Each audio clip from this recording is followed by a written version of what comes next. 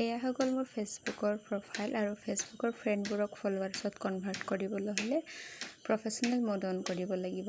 তাৰ লগতে ইয়াত লেভেল 1 to 3কে ষ্টেপ দিছে। 3টা ষ্টেপ কমপ্লিট কৰিবলৈ 1000 ফলোৱাৰ্ছ হ'ব লাগিব। তো এইফালে মোৰ সেইটো কমপ্লিট হৈ আহিছে, মাত্ৰ 3% বাকী আছে।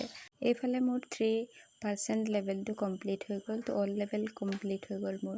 তাৰপিছত এইপিনে উইকলি চেলেঞ্জ আৰম্ভ হ'ব। তো এতিয়ালৈকে ষ্টাৰ্ট হোৱা নাই, নট ষ্টাৰ্টেড দেখাইছে। আৰু ইয়াত নিউ ফলোৱাৰ্ছ হ'ব লাগিব 20 আৰু ইয়াত মানে 7টা পাব্লিক পষ্ট দিবলৈ কৈছিলে। তাৰপিছত কমেণ্ট হ'ব লাগিব, ৰিপ্লাই টু 10 কমেণ্টছ।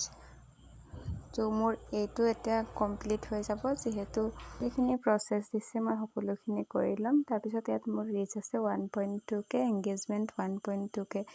তাৰপিছত এইফালে বৰ্তমান মই সকলোখিনি এয়া কমপ্লিট কৰি ল'লোঁ। তাৰপিছত মোৰ প্ৰগ্ৰেছখিনি আৰম্ভ হৈছে, এতিয়ালৈকে 0% হৈছে। তাৰপিছত লিডাৰ বৰ্ডটো মই ইয়াত দেখুৱাই দিছোঁ আৰু টপ 1ত আছে বৰ্তমান মোৰ, যিহেতু এইটো সপ্তাহে চেঞ্জ হৈ থাকে। নেক্সট উইকত মই কেই নম্বৰত থাকিম নাজানো বাৰু। বৰ্তমান মই আছোঁ টপ 1ত।